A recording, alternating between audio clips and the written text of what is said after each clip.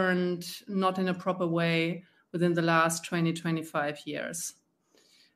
We had the Angela Merkel administration for 16 years, and then the so-called traffic light coalition that imploded last year, and now we're having elections. In my point of view, Angela Merkel, the first Green Chancellor, she ruined basically our country. She enforced, without asking the people, she enforced to open our borders for illegal immigration in 2015. She wrecked and destroyed our backbone in terms of obnoxious energy policy. For the foreign listeners here in this audience, Germany is the only industrial country that unplugged the nuclear power plant. So the aim of Angela Merkel was to enforce just solar and wind energy. And you don't need to be very smart to encounter that you cannot run an industrial country with just wind and solar, because you don't have any energy and electricity when the sun doesn't shine and when the wind doesn't blow. And this is a major problem. Yeah, I mean, obviously, I'm a big fan of solar energy, but clearly, if a country is at a very high latitude, then the amount of solar power in the winter is going to be substantially reduced. And then, of course, there's a significant difference in the day-night cycle of energy usage. So a lot of power can be done with solar and with large-scale grid energy batteries, but it must be supplemented with other forms of power because there's not a lot of sunshine in the middle of winter in Germany. So the solution obviously must be a multifaceted solution where there is certainly renewables, but also there does need to be some amount of fossil fuel energy and especially nuclear. I think nuclear is very much underrated. I think it was tragic for Germany to shut down the nuclear power plants. In fact, they're very well designed, and I think that the right move is in fact to increase the amount of nuclear power substantially in Germany. This would be great. And I think, yes, absolutely. Yeah. Yes, absolutely. That was the reason why I wanted to shed some light on the current situation. So in order to form an opinion what our party stand for, because this is exactly what you said. We stand for a energy supply diversification. We cannot run a industrial country like Germany with a still strong manufacturing base. To tell you the truth, our manufacturing production, it peaked in 2018 and it plummeted since then due to high energy costs. And you cannot run a country like that. So therefore, we say, look, we need to be technology open and we need to reinforce again nuclear power plants because nuclear energy supply is carbon free, right? So yes. Therefore, we would also reduce our carbon footprint, which is obnoxiously very, very high. And this is the entire irony about it. So our governments, like the Angela Merkel government and the so-called ridiculous traffic light coalition, they enforced a green policy upon our country that doesn't work. Yeah. And we would like to go back to technology openness here. I think that makes a lot of sense. I mean, my recommendation, and I've said this publicly before, is that Germany should not merely reopen the nuclear power plants, but substantially increase the power generation. In the same space, meaning without increasing the size of the nuclear power plant in any meaningful way, without increasing the amount of land area that it uses, you can dramatically increase the power output of a nuclear power station because the actual core part of the power station is extremely tiny, people don't quite realize just how small the center core of a nuclear power plant is. It's like Yes. amazingly tiny, and so you can actually, in the same land area, no increased land area, dramatically increase the amount of nuclear power that that any given nuclear power station is producing. You need a water source for to run the steam turbines, but really far more power output is possible than people realize. And I think that the sensible solution is renewables, but with a lot of nuclear, and then to supplement where that there has to be some amount of hydrocarbon power generation to supplement where Yes. it just needs to be sensible. Yeah, absolutely. But do you know what? So just let me do just like one more example, because like wind turbines, wind energy, in comparison to nuclear power supply, is highly inefficient. Also, in terms of land use. So, for instance, I give one example just to shed some light on it.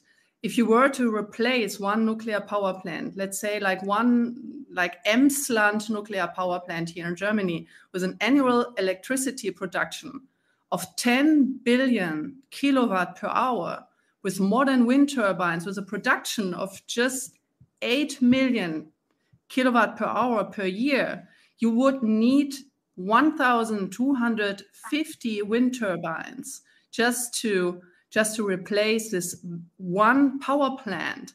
And with a rotor diameter of 70 meters and the minimum distance from large wind farms, you end up around with like 100 square kilometers. For example, this corresponds to half of the major city of Stuttgart, right? Right. So this entire thing, and just to stress the fact again, you don't need to be very smart just to do your calculations. Yes. But our energy policy. I mean, that's the crazy thing. The crazy thing is like a bunch of these energy questions. You do not need to be like a world leading physicist. It's very basic math, like high school, less than high school level math. I'd say middle school math even. It's very straightforward, not complicated. Yes, absolutely. And then during the crisis, like during the war. Huh? Sorry? No, please go ahead. Yeah. So during the war of Ukraine, so our gas supply was just destroyed, and that actually shed some light on our severe dependence on Russian gas. And do you know what the government decided in this crisis when the energy prices skyrocketed after we were cut off of cheap energy supply from Russia? They switched off the last nuclear power plant to even more create a shortage of energy. Yeah. So either you must be very stupid, or you just hate your own country. Well, isn't it? I think it's mostly the very stupid category. At least I'd like to think so. Very stupid. I mean, there's an old saying that like one should never ascribe to malice that which can easily be explained by incompetence. Yes, you're perfectly right. Now, so but yes, I actually, when I saw that Germany was turning off the power plants after being cut off from gas supplies, from Russia, I thought this is one of the craziest things I've ever seen. Just when Germany most needs electricity, yes. Germany is shutting down one of the best sources of electricity, which is nuclear power. Yes, crazy. And completely carbon free. Yeah, crazy. It's crazy. Yeah. So I guess to summarize the two main things that AFD is aiming for in terms of change is a sensible energy policy and sensible immigration policy. Yes, exactly. So, but actually even more. So we would like, so if I may continue a little bit, because now it's a Elon, it's a complete new situation for me. That I just can have a normal conversation and I'm not interrupted or negatively framed, how that has been in the media the case in the last 10 years, which is completely ridiculous. So what we also stand for, since we are a conservative libertarian party, so at least we see ourselves like this, but we are extremely negatively framed as a so-called extremist party by the mainstream media. So we just say, look, we need to reduce bureaucracy. We need to free our firms, our companies, the individuals of this obnoxious bureaucratic conditions here. Yeah. Do you know, like, how long it takes, how many days it takes to get a business permit in Germany? Just guess. As it turns out, I do, because we built... the big plan. We built a gigantic car factory, just near Berlin. So we had many challenges. I mean, this is, to be clear, like we actually had a lot of support, a lot of local support from the local government, from the national government, and despite all that support, just the sheer number of rules that the people in the government are required to follow is completely crazy, and we had to. I think it was 25,000 pages was our permit, and it had to be all printed on paper. 25,000. Yes, I think maybe more than that in the end. 25,000, and then there had to be many copies made. So it literally was a truck of paper. Because and we're like, surely we can make this electronic, isn't that better for everyone? No, not possible. You need to have that on paper in Germany. And they say, no, it has to be paper. I'm like, this is crazy. This is only a few years ago. It's not the distant past. I mean, it's like we're well into we're a quarter of the way through the 21st century. It's like, guys, let's just 25,000 actual printed pages, and then I believe every page needed to be stamped with a physical stamp. I mean, honestly, it's going to really tire somebody out to do so much stamping. Yeah. They're going to get some sort of repetitive stress injury. Yeah, they're going to get a repetitive stress injury from having to stamp so many people. Stress injuries. It's like just send them to the hospital or something. I mean, that's too much. Yeah. So, but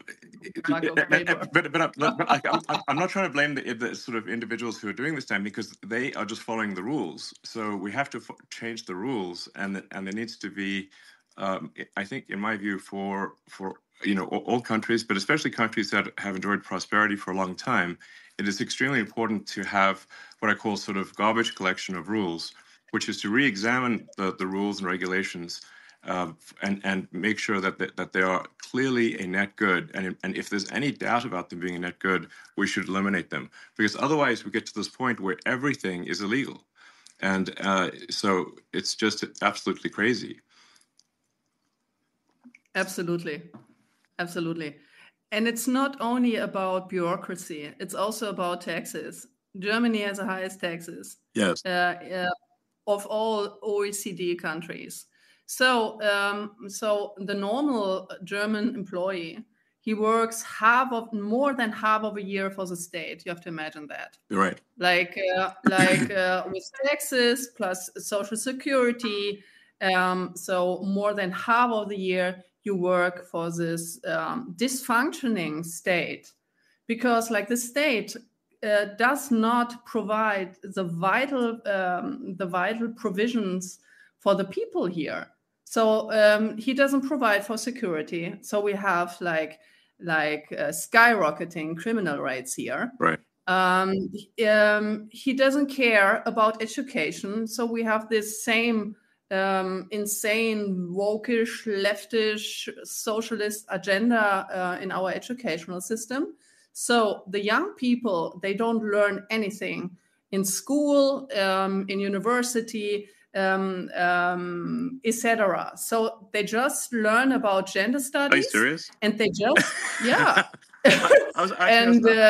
No, really. I was under the impression that Germany had a pretty good education system that was quite rigorous with the gymnasium and all that sort of stuff. At least it used to at one point. So, but it sounds like this has I don't know, the woke mind virus has infected Germany quite badly. Yeah. So you have the international standard of PISA testing, right? So the PISA survey. Right. So Germany, like a couple of years ago, was okay scored. Okay. But now, so we just plummeted because the survey showed that young people are not able to properly do math or speak or write German. And in some states here in Germany, you have to imagine they just abolished the writing grades in terms to get the language grade, right? So you don't need to write German properly anymore because our entire educational system has been deteriorating. Wow. And that is also the reason, for instance, why young people, they vote for us now, because they want to have a proper education and they want to have back a proper educational system that provides the young people with capabilities. And that is also the reason why so my personal opinion is that we have to go back to a merit-based system, right? So we need to go back to a merit-based incentive system.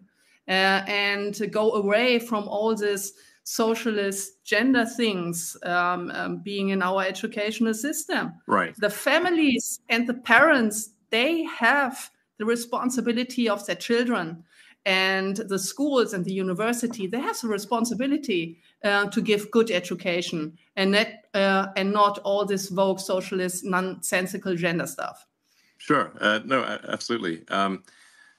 I mean, the whole point of going to school is to learn useful skills that help you in life, help you be productive and understand the world.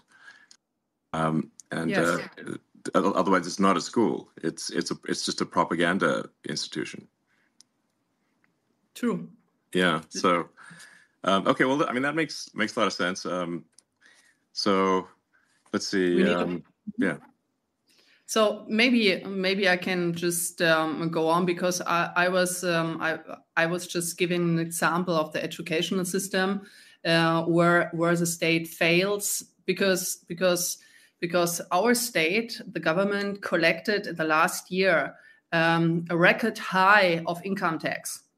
So they collected around above 1 trillion, right? Of euros. So it is a record high tax.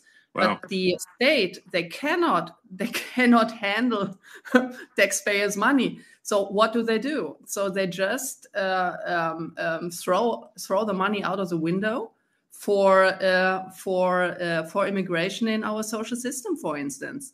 So since 2015, just to give you some numbers and also the audience to have an idea what's going on here in Germany. So we had an influx of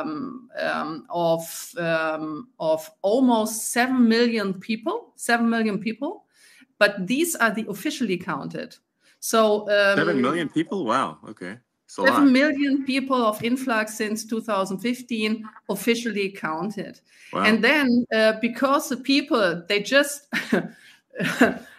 another funny numbers. Our state allows people to throw away their passports before they cross our borders that are not protected and controlled. So 57%, almost 60% of the people coming into our country through an open border, they throw away their papers. Why do they do that?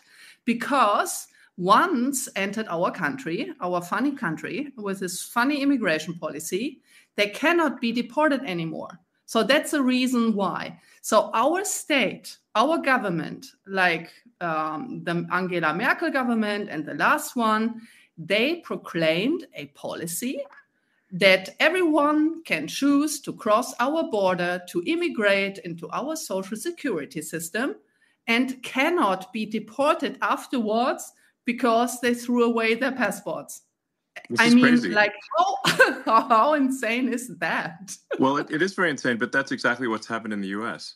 I mean, exactly. clearly there's a sort of, a sort of a far left agenda that's being pushed throughout Western civilization, any place they can go, because the exact same thing was done in the U.S. where, and now they're sort of calling people illegal immigrants. They call them undocumented, and the reason they're undocumented is because they threw away their passport, just like you're talking about.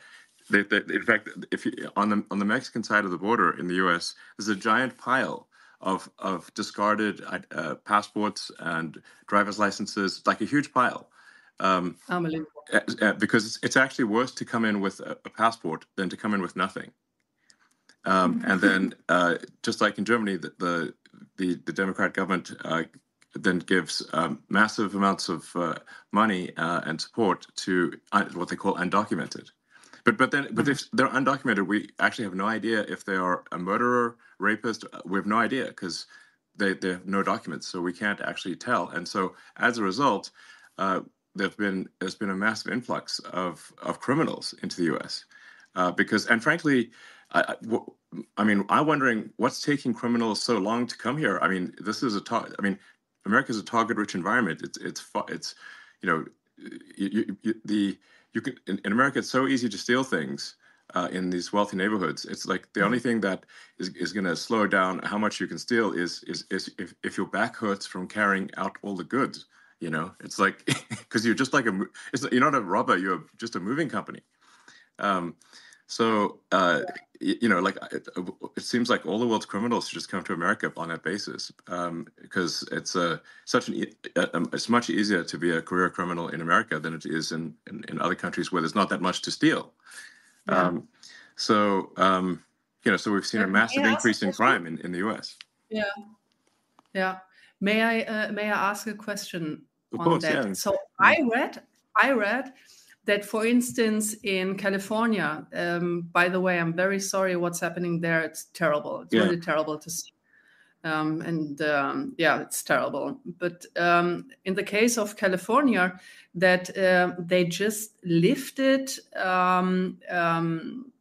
the prosecution of theft because you have so many cases of theft. Is it true?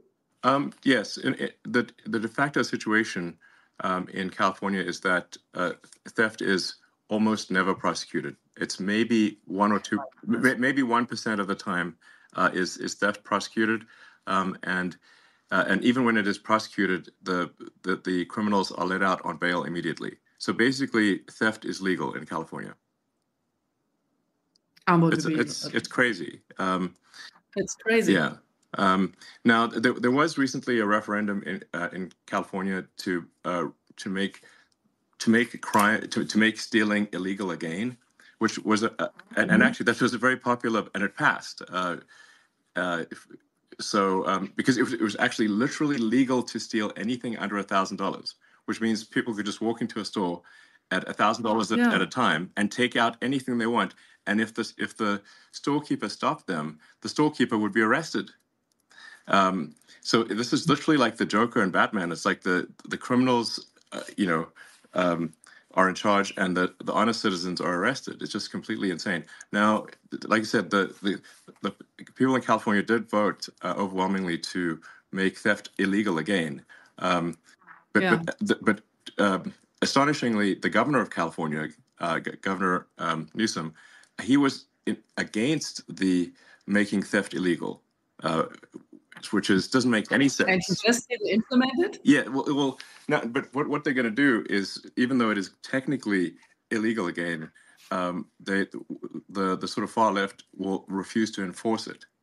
So because you really need two things for something to work, for laws to work. You need both the law and you need enforcement of the law. And if you don't have, so I mean, this is something that George Soros really figured out. I mean, he's sort of brilliant guy, but honestly very anti-human in my opinion. is that you don't actually need to change the law. You just need to stop enforcement of the law, and that does the trick.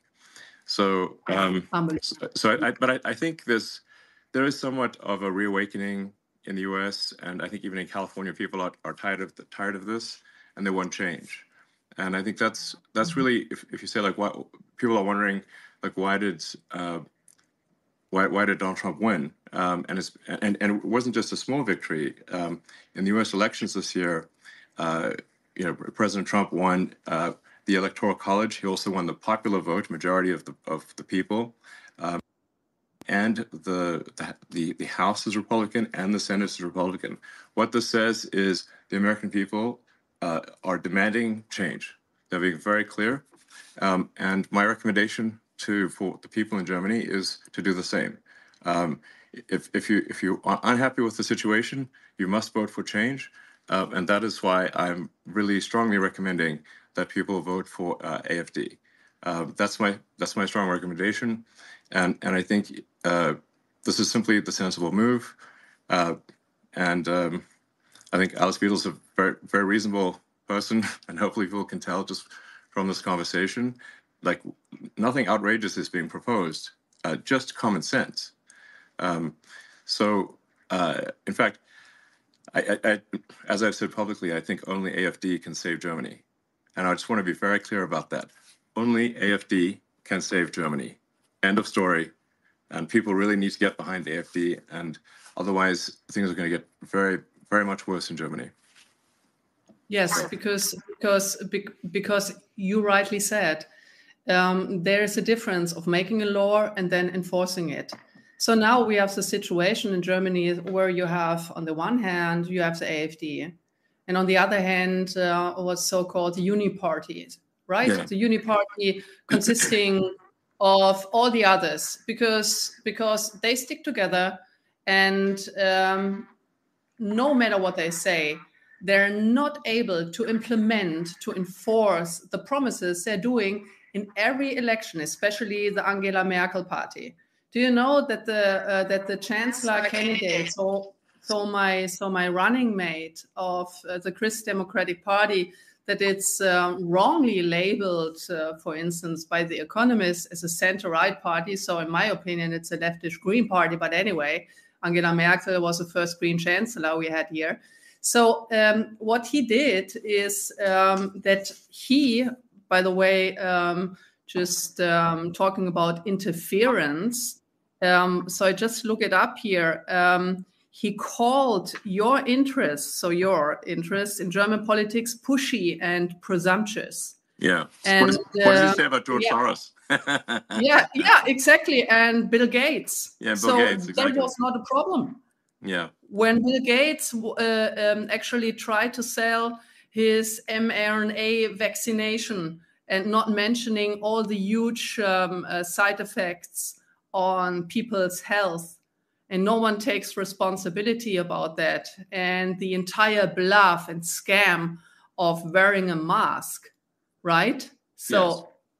It's unbelievable. And also that candidate of the Christ Democrats, like Friedrich Merz, he warned the world about the consequences of voting for Donald Trump in October last year. Right. So far for like foreign interferences, right? Exactly. So it's unbelievable. It's really unbelievable, like how Donald Trump was treated by German media and German politicians during his election campaign. It was unbelievable. And I mentioned that before in a Bloomberg interview. It created physical pain to see that, how he was disparaged, like, and his entire family. So, so I feel very sorry for these people. Just like, saying negative things, and now while we talk, 150 bureaucrats of the European Union are watching us, our conversation, to enforce this ridiculous Digital Services Act that is nothing else than a censorship on free speech. But free speech, right? Yes. And you said it, free speech is a precondition of democracy. Yeah. If you are not able to form a proper opinion and exchange opinions and ideas, and a democracy should be a competition of the best ideas, right? Absolutely. And the compromises. Yes, yeah, exactly. Without freedom of speech, people are obviously not able to say what they want to say, and then they cannot make an informed vote. So if people are simply fed propaganda and have no access to what's really going on, then they can't make an informed vote, and then you don't have a real democracy. So that's why I say, free speech is the bedrock of democracy. There must be free speech in order for people to make an informed vote.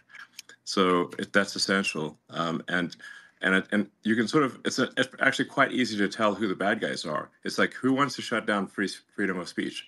They are the bad guys. It's very clear. Yes. And do you know what Adolf Hitler did? The first thing, he switched off free speech. Yes. So he controlled the media, and without that, he would have never been successful. Yes, exactly. Never been successful. Yes, but absolutely. This is what you do. Yeah, no, exactly. That was one of the first things he did was to control the media and imposed extreme censorship. And what he was trying to do was shut down any pro-Semitic media, anything pro-Semitic or any defense of the Jewish people was shut down. So we have to very few. For those who want censorship, I think they should be careful what they ask for, because once you institute censorship, it's only a matter of time before that censorship is turned on you. And eventually they will censor you, and that's the danger. Because people love to censor things they don't agree with, but they don't realize that one day that censorship is going to be turned on them. So absolutely. Yeah. So I mean, you mentioned, of course, Hitler and whatnot. Now there's a lot of the media wants to portray AfD as far right, as somehow associated with Nazism or something like that. Perhaps you could address that concern, because people, when they hear sort of right wing in Germany, they naturally have a bit of a negative reaction.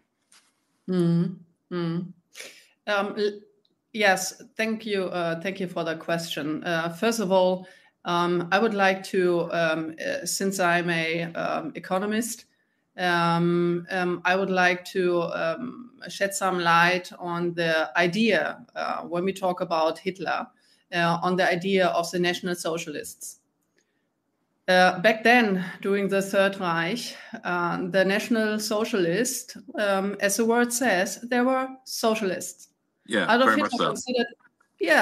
They nationalized industries like crazy. Yes, absolutely. Yeah. He was a communist, and he considered himself as a socialist. So what they did, they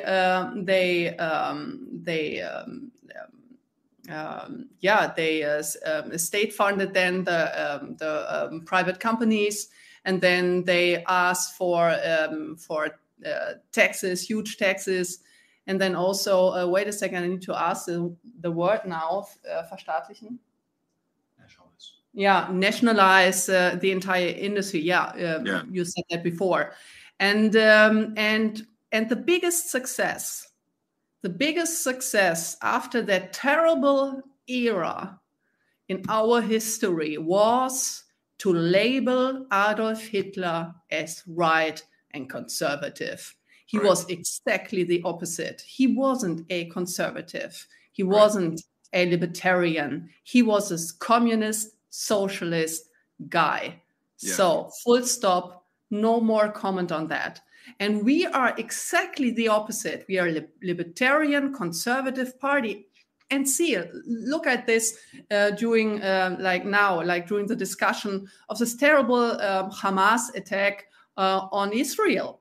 So only the leftish Palestinians, they criticize the policies here. So you have a deeply vested anti-Semitism within the leftist movement. And it was always that case. Why?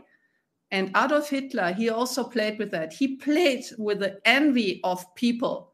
Jewish people have been highly educated, very cultivated, and they were successful. There were wealthy people back in Germany then. And then he enforced the envy of the population against these people. And it was a socialist measure taken against them. Look at Stalin. Look at the Soviet Union under Stalin, the very same thing. So he was nothing else than an anti-Semitic socialist. Yeah. And we are exactly the opposite. We are a libertarian conservative party. We are wrongly framed the entire time. And we would like to free the people of the state. I want to have independently thinking people, self-confident people. I would like to have a state that is minimized to his functions, and letting the people having their freedom of speech, freedom of wealth also, like generating wealth.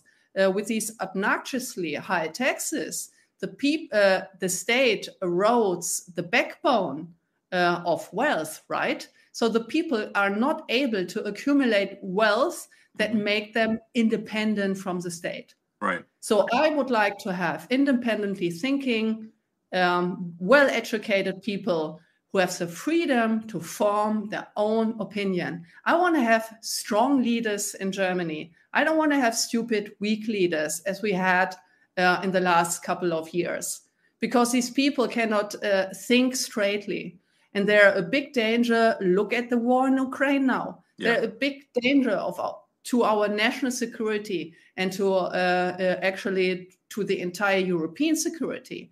This is also my hope in Donald Trump and in your administration, that you end that terrible war, this worthless dying of young people every day, like as fast as you can, because the Europeans, they cannot. They actually given up on everything, like on a good military, on a good negotiation power. They completely depend on the US in the sense of, the USA need to do the entire job. We don't need to do anything. We just escalate the entire conflict against Russia. It's very dangerous what's going on here, and only you can basically stop it. Yeah, I mean I think President Trump is going to solve that conflict, I think, very quickly. As you point out, it's now been in somewhat of a stalemate for a few years, and all that's happened over the past few years is hundreds of thousands of people dying, but for no gains. And the longer this conflict goes on, the more Ukraine weakens relative to Russia. I mean, Ukraine is a much smaller country. It simply cannot afford the losses relative to Russia. Russia has, it's just, this is, the longer this drags on, the worse it is for Ukraine. And then you've got all these poor, men dying and for nothing. Why? I hope this terrible conflict can be resolved quickly, and I think it will be under President Trump.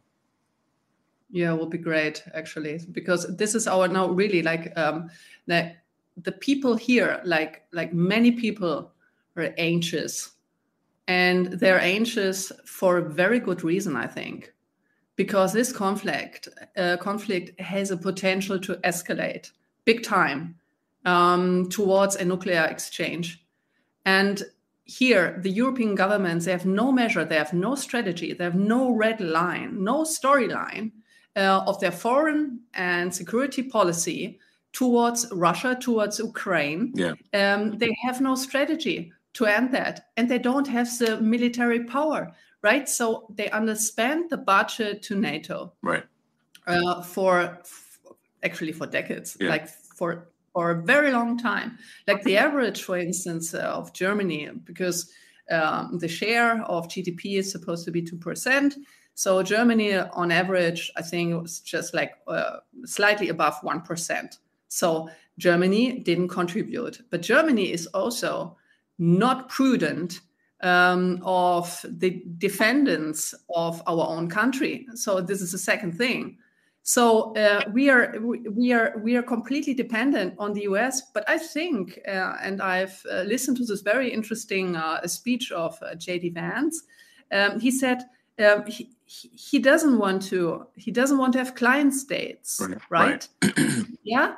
So he wants to have independent states who that also form their own independent opinion on things, right? Yes. So you, for instance, in your companies, you don't want to be surrounded by yes people and by mediocre people, right? So me neither. Right. So no, I try absolutely. to acquire.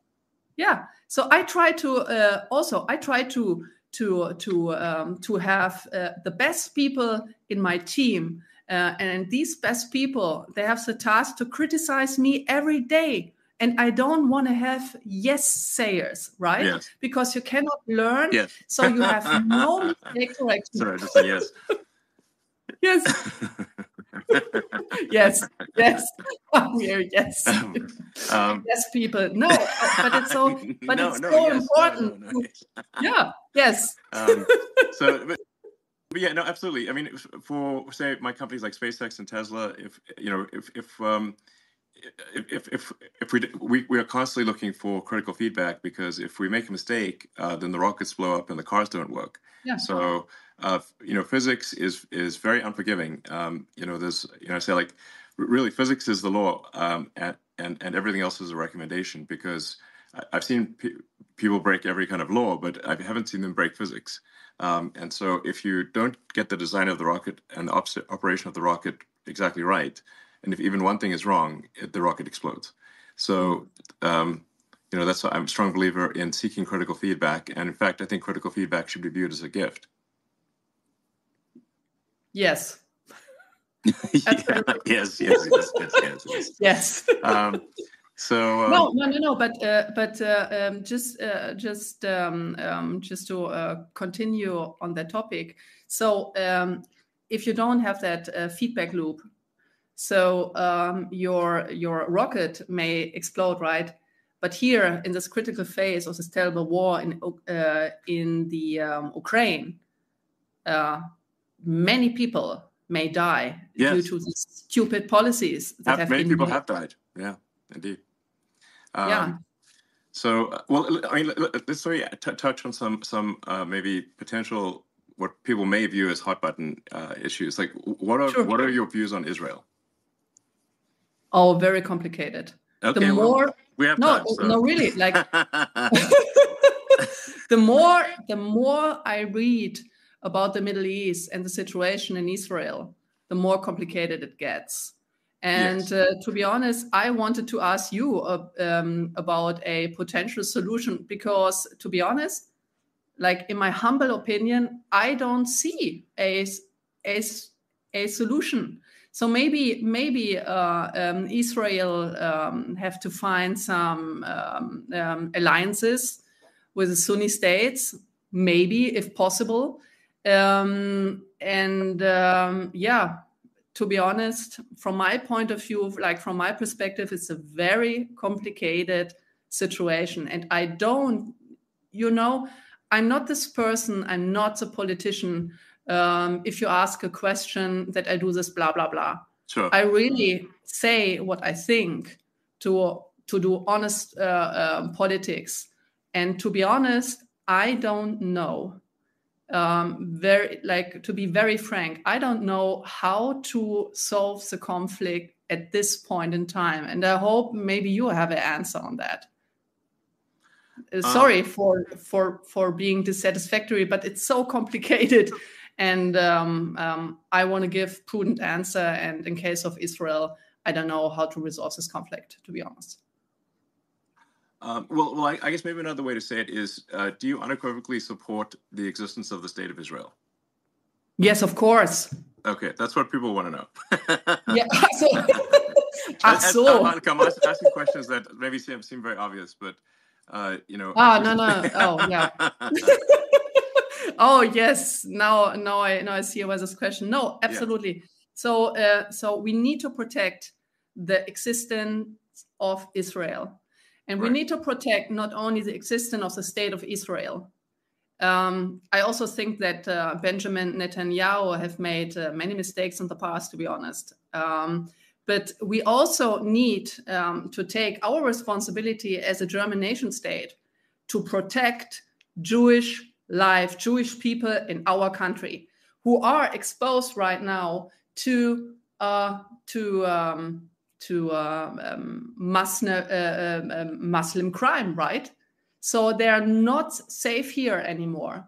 So I don't know if you saw some videos here of the streets of Berlin. I'm right now in my office in Berlin, but like with all these demonstrations of the Palestinians here, well, a Jew could not walk through the street anymore, right? And we have a huge potential of anti-Semitic crime against the Jewish people.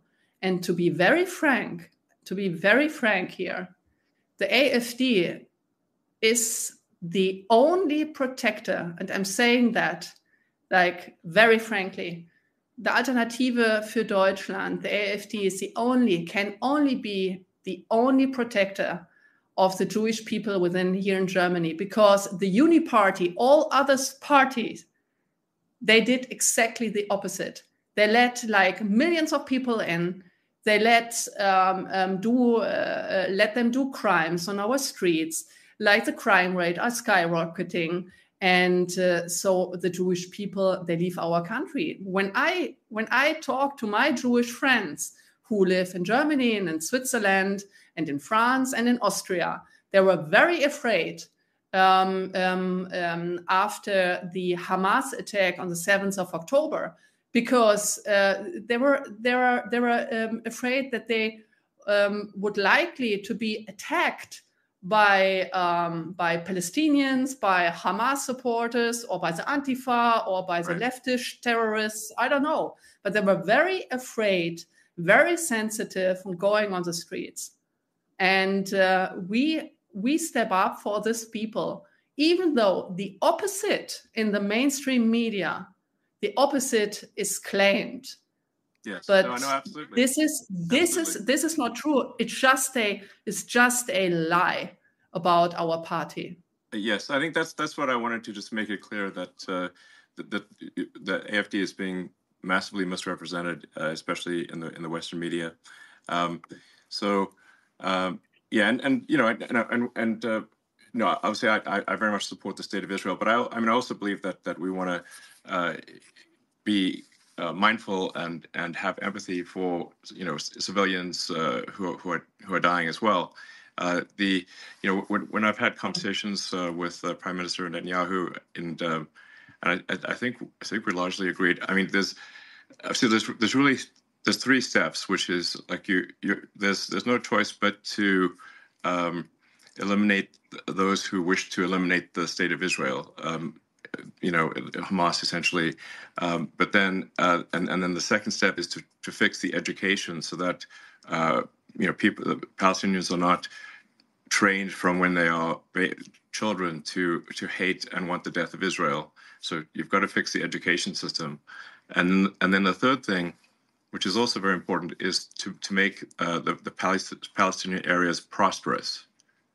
This third step is very important. And this is maybe the hardest step, which is, but you have to have that third step. You have to bring prosperity. You have to help rebuild, and you have to bring prosperity. And I've had this conversation with many people in Israel. I said that third step is essential. And they've asked me, well, when has this worked? And I'm like, well, I'll give you a very big example. After World War I, the Treaty of Versailles was extremely unfair to Germany, and it created a massive amount of resentment. And the Treaty of Versailles laid the foundation with its extreme reparations laid the foundation for World War II. Without the Treaty of Versailles, Hitler would not have succeeded. Yes, true. Yes, but if you look at then the lesson was learned. So then after World War II,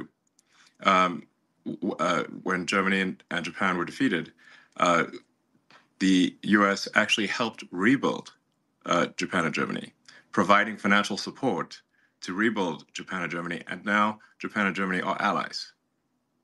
And this is a very important and fundamental lesson of history. Yes, you're absolutely right. When after the Hamas attack, I just opened Google Maps to have a look. Okay, what is the geographic situation there? And when you see the Gaza Strip, right?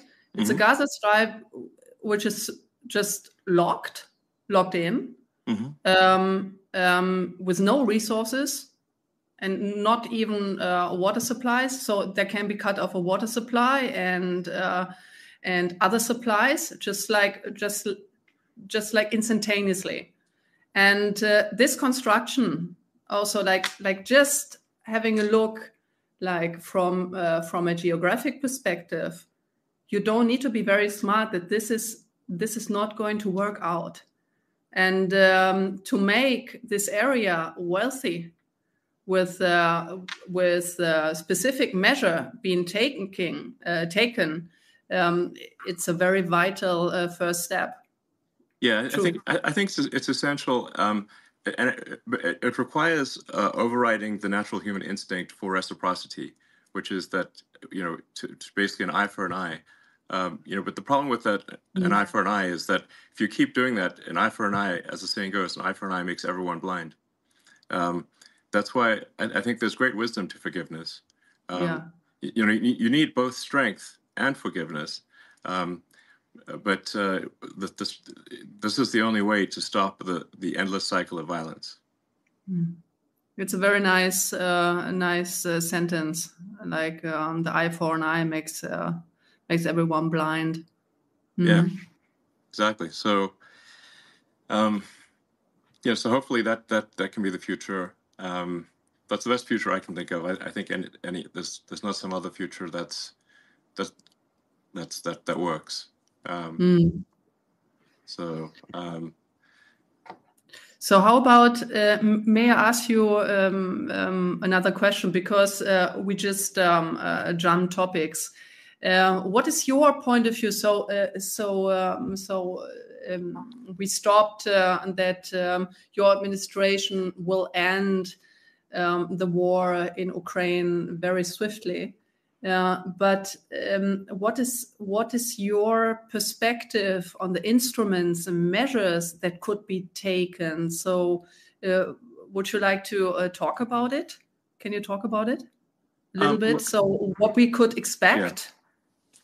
Well, to be clear, I mean, this is up to President Trump. He is the commander-in-chief, and so it's really up to him. So I don't want to speak for him. So, but I do think that there is a path here to a resolution, and but it does require strong leadership in the United States in order to get this done. So, yeah. But I'm confident that it can be done. Okay. And I do think it's possible to have peace in the Middle East as well.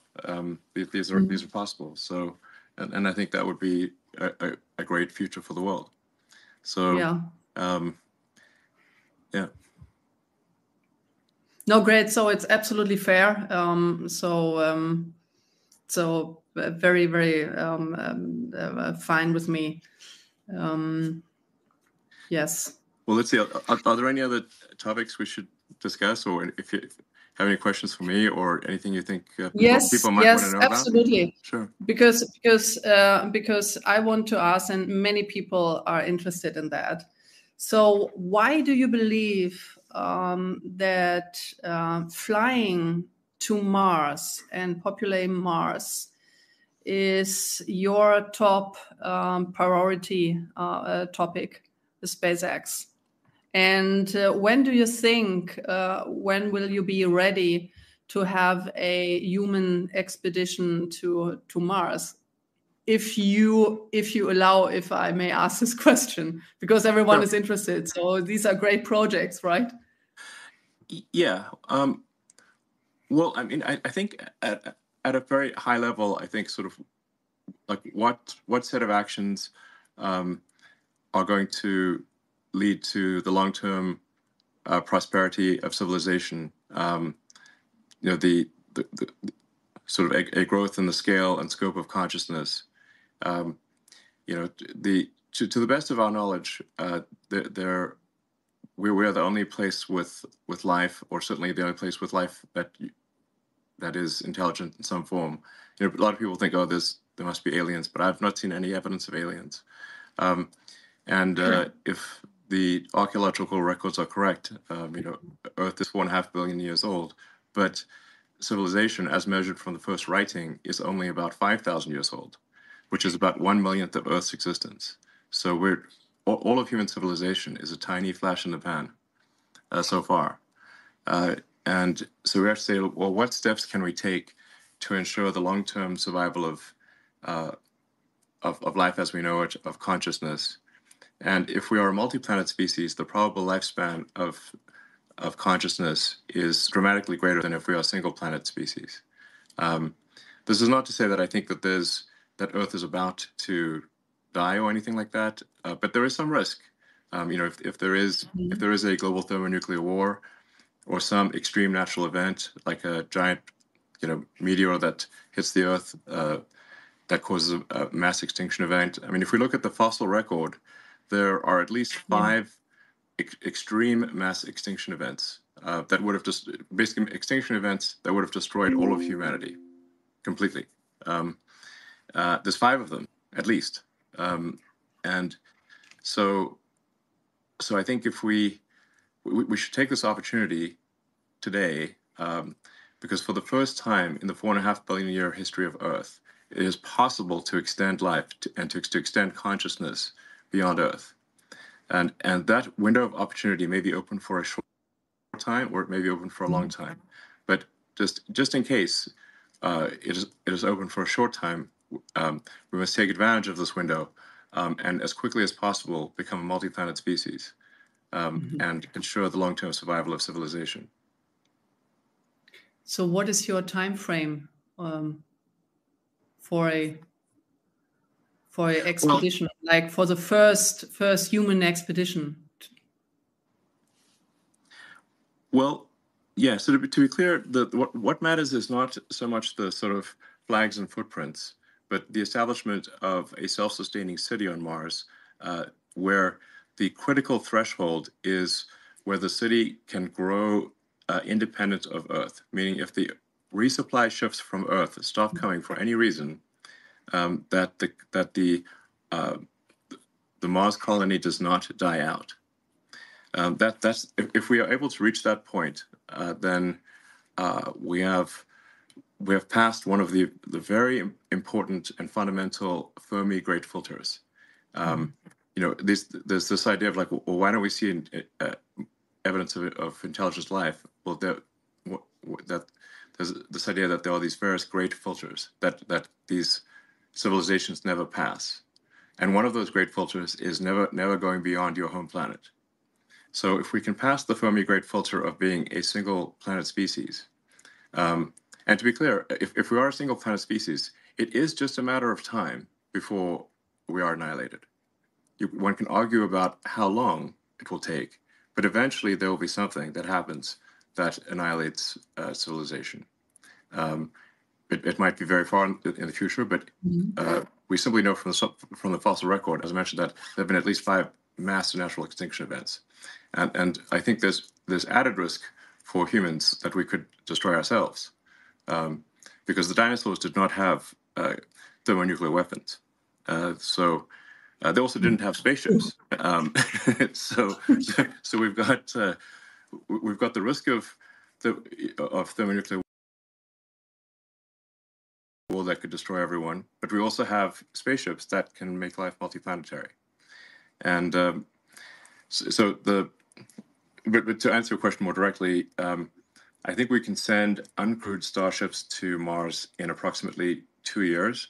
So Earth and Mars Earth and Mars align for planetary transfer roughly every 6 months. Every 2 years, every 26 months. 2 years. Yes. 2 years. Yes. So the Earth obviously takes a year to go around the sun. Mars takes approximately 2 years. And obviously one cannot go to Mars when it is on the other side of the sun from Earth. Yeah. So we have to wait for when Mars is in roughly the same quadrant of the solar system as Earth. And that occurs for about 6 months every 2 years. And the optimal transfer window is typically just a few months. So for a few months every 2 years or every 26 months, you can transfer to Mars.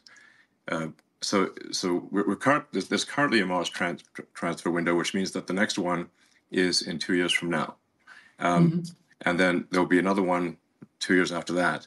So for the one in 2 years, I think we can send uncrewed starships to land on Mars to test that the landing systems are working properly. We want to make sure that we don't add more craters to Mars.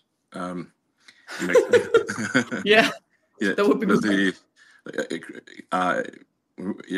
The crater count increment must be 0, and once we prove that it is safe to land, then if all the ships we send in about 2 years land safely, and we think we understand the issues, then in principle that in about 4 years you could send the first people, and then Wow. the number of ships can expand exponentially from that point.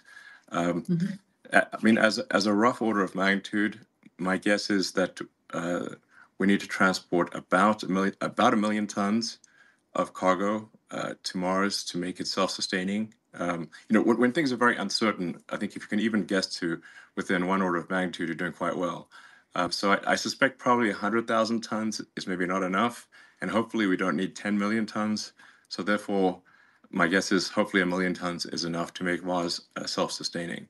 So maybe it's a million tons of cargo to the surface of Mars and about 1 million people or more.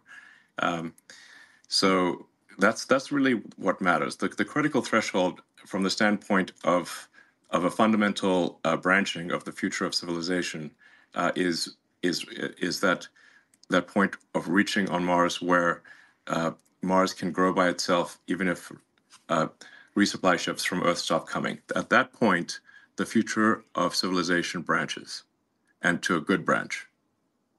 And the probable lifespan of civilization is dramatically greater. And Yes. my guess is that there will be cases where the future Martians actually come and help and rescue Earth, and when there is an emergency.